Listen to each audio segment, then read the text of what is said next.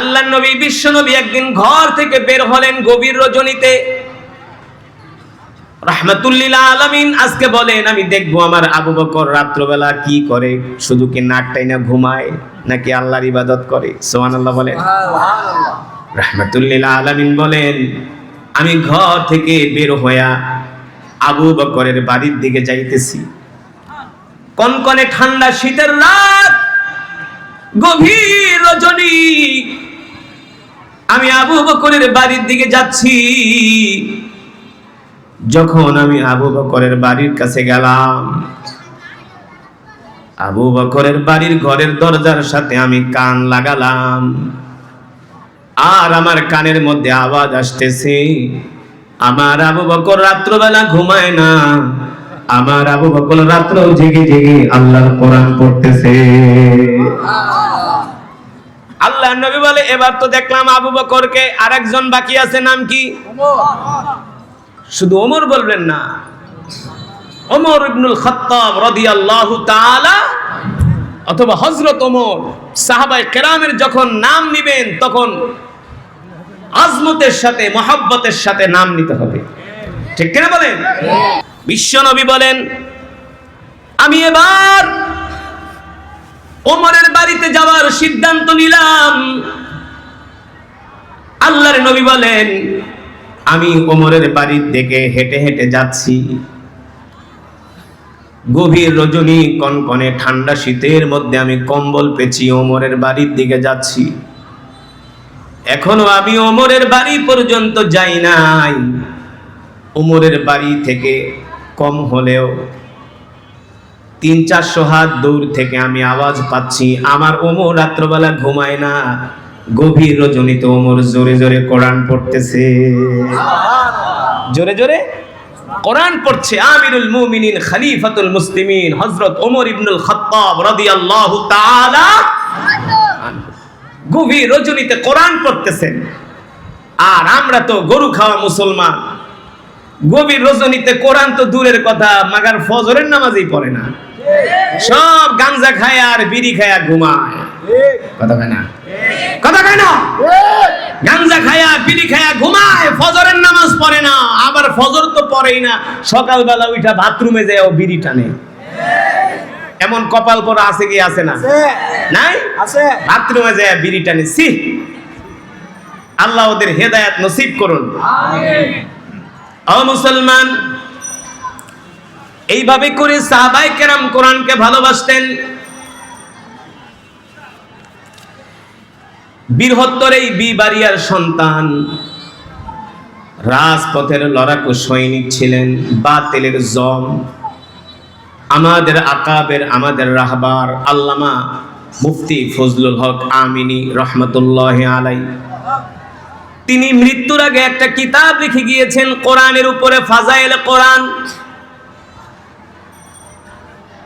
আমিনী রহমতুল্লাহি আলাইহিকে যখন গৃহবন্দী করা হলো, ওই অবস্থায় তিনি গৃহবন্দী অবস্থায় একটা কিতাব লিখেছেন শুধু কোরআনের ফাজাইলের উপরে।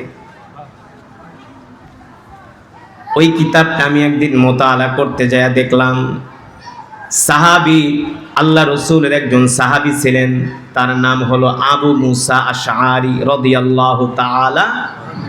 তিনি ছিলেন কোরআনের কারি, তিনি ছিলেন। আর আল্লাহ রসুল রহমতুল্লিল আলামিন তিনি কোরআনের কারিদেরকে সবসময় ভালোবাসতেন।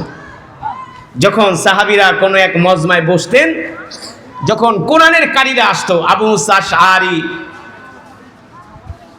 হযরত কাব, উবাই ইবনে কাব রাদিয়াল্লাহু তাআলা আনহু, এমন কোরআনের কারিরা যখন আসতো, আল্লাহ রাসূল ওই কোরআনের কারিদেরকে আগে বসতে দিতেন। আল্লাহ রাসূল কোরআনের কারি সাহাবীদেরকে এত ভালোবাসতেন। কোরআনের কারি সাহাবী আবু মুসা আশআরী রাদিয়াল্লাহু তাআলা আনহু একদিন মসজিদে নববীতে বৈশা বৈশা কোরআন পড়তেছেন। বর্তমানে মসজিদে নববী তো আধুনিক মসজিদ, 1450 বছর আগে তো আর এমন মসজিদ ছিল? মরুভূমির মাঝখানে ছোট্ট একটা মসজিদ। আল্লাহ নবী ওই মসজিদের পাশ দিয়া সাহাবায়ে কেরামের বিশাল একটা জামাত নিয়ে যাচ্ছিলেন, হেঁটে হেঁটে যাচ্ছিলেন। হঠাৎ করে আল্লাহ রসুলের কানের মধ্যে, কান মোবারকে কোরআনের তেলাওয়াতের আওয়াজ ভাইসা আসতেছে।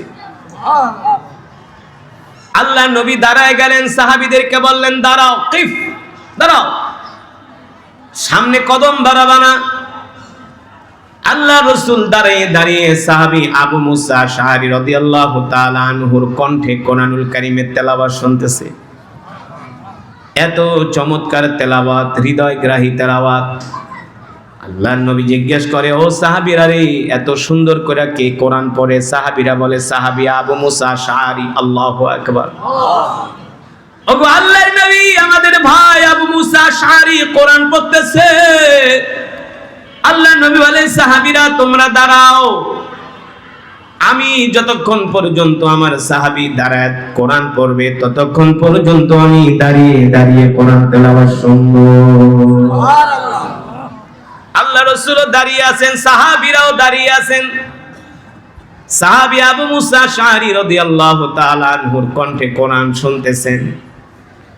যখন সাহাবীর তেলাওয়াত শেষ হয়ে গেল, আল্লাহর নবী মসজিদে নববীর দরজার সামনে যায় ডাক দিয়েছে, তাআলাও ইয়া আবা মুসা আশআরী, এ কোরআনের কারি এদিকে আসো। আল্লাহু আকবার। দেখেন আমার নবী কত চমৎকার নবী ছিলেন। আল্লাহু আকবার। আমার নবী কত ভালো নবী ছিলেন। আমার নবী কত বিচক্ষণ নবী ছিলেন। আমার নবী কত দরদি নবী ছিলেন। তিনি তো রাহমাতুল লিল আলামিন, আর তিনি তো একটা সাহাবী, ছোট্ট মানুষ। সাহাবী আবু মুসা আশআরী ডাক দিছে, এদিকে আসো, এদিকে আসো। কাছে গেছেন। আল্লাহর নবী বলে, আনতা ক্বরাতা, তুমি কি কোরআন পড়তেছিলা? বলে, না, আমি কোরআন পড়তেছিলাম। আল্লাহর নবী বলে, সাহাবী রে, তুমি কি জানো যতক্ষণ পর্যন্ত তুমি কোরআনুল কারীমের তেলাওয়াত করছো ততক্ষণ পর্যন্ত আমি দাঁড়িয়ে দাঁড়িয়ে তোমার তেলাওয়াত শুনেছি।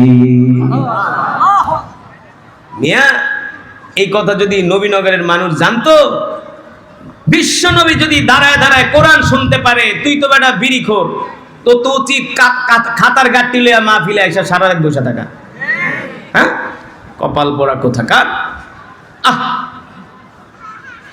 আল্লাহর নবী বলে, সাহাবী রে, এ সাহাবী, তুমি যে কোরআনুল কারীমের তেলাওয়াত করছো, তোমার তেলাওয়াত অনেক চমৎকার, আমার হৃদয়ে ছুঁয়ে গিয়েছে। শুধু আমি শুনি নাই, আমার সাহাবীরাও শুনছে। তাকায় দেখে সাইয়েদনা আবু বকরের মতো সাহাবী, ওমরের মতো সাহাবী। আল্লাহু আকবার, আল্লাহু আকবার। এই কথা শোনার পরে সাহাবী জরজর করে চোখ দিয়ে পানি ছেড়ে দিছে, কান্না করতেছে। আল্লাহ নবী বলেন, লিমা তাবকি, এ সাহাবী, কাঁদো কেন, কাঁদো কেন? তুমি কি আমার কথায় কষ্ট পাইছো? আমি তো তোমাকে কষ্ট দেওয়ার কিছু বলি নাই, তুমি কান্না করো কেন? সাহাবী বলো, গো আল্লাহর নবী, আমি একটা ছোট্ট মানুষ, আপনি হলেন রাহমাতুল লিল আলামিন, দোজাহানের বাদশা, আপনি হলেন কোরআনের মালিক, আপনার উপরে আল্লাহ তাআলা কোরআন নাজিল করেছেন, আর আমার মতো একটা ছোট্ট মানুষের জবানে আপনি কোরআন শুনছেন। আসমানের নিচে জমিনের উপরে আমার কাছে এর চাইতে আর খুশির খবর হতে পারে না। আপনি আমার চোখে যেই পানি দেখতেছেন, এটা কষ্টের পানি না, দুঃখের পানি না, এটা হলো আনন্দের পানি। আর জোরে বলেন সুবহানাল্লাহ, আল্লাহু আকবার। আল্লাহ রাসূল বলে, সাহাবী, তুমি কি জানো এই যে এত সুন্দর করে তুমি কোরআন পড়তে পারো, আল্লাহ তাআলা তোমার জন্য কি পুরস্কার রাখছে? সাহাবী বলে, আল্লাহ রাসূলই ভালো জানে। আল্লাহ নবী বলে, সাহাবী রে, এই যে তুমি এত সুন্দর করে কোরআন পড়তে পারো, এই কারণে আল্লাহ তাআলা তোমার জন্য জান্নাত রেডি করে রাখছে। এই কারণে মুসলমান, আমরা যদি সহজে আল্লাহ তাআলার জান্নাতে যেতে চাই, আল্লাহ তাআলার কোরআনের সাথে আমাদের সম্পর্ক করতে হবে। ঠিক কিনা বলেন? আল্লাহ তাআলার কোরআন আমাদেরকে শিখতে হবে, আমাদের সন্তানদেরকে কোরআন শিখাতে হবে, আমাদের ছেলে মেয়েদেরকে কোরআন শিখাতে হবে, ঘরের মধ্যে কোরআনের তেলাওয়াত চালু করে দিতে হবে। ফজরের পরে কোরআন তেলাওয়াত হবে, মাগরিবের পরে কোরআন তেলাওয়াত হবে। ওই ঘরে কোনো দুঃখ, কষ্ট, রোগ, ব্যাধি, বালা, মুসিবত থাকবে না। শুধু বরকত আর বরকত থাকবে, ঠিক কিনা বলেন? আমাদের ঘরগুলো হবে কোরআনের ঘর। সুতরাং আমরা নিজেরাও কোরআন পড়বো, আমাদের সন্তানদেরকে কোরআন শিখাবো। রাজি আছেন ইনশাআল্লাহ? শুধু কোরআন নিজেরাই শিখবো না, সন্তানদেরকেও শিখাবো না, সংসদ থেকেও কোরআনের আইন পাস করতে হবে। কোরআন দিয়া রাষ্ট্র চলবে, কোরআন দিয়া মন্ত্রণালয় চলবে, সচিবালয় চলবে, সেক্রেটারিয়েট চলবে, ঠিক কিনা বলেন? কোরআন মিলাদ করার জন্য কোরআন না, খতম করার জন্য কোরআন না, কোরআন হবে সংসদ থেকে কোরআনের আইন পাস হবে, সেই কোরআন অনুযায়ী দেশের অর্থনীতি চলবে, সমাজনীতি, রাষ্ট্রনীতি কোরআন অনুযায়ী চলবে, ঠিক কিনা বলেন? রাজি আছেন কি আছেন না? আল্লাহ তাআলা সকলকে তৌফিক দান করুন, কোরআনের তেলাওয়াত অধিক পরিমাণে করার তৌফিক দান করুন বলে আমিন। এই আশায় প্রত্যাশা ব্যক্ত করি আমি আমার আলোচনা এখানে শেষ করছি। সুবহানাকাল্লাহুম্মা বিহামদিকা আশহাদু আল্লা ইলাহা ইল্লা আনতা আস্তাগফিরুকা ওয়া আতুবু ইলাইক।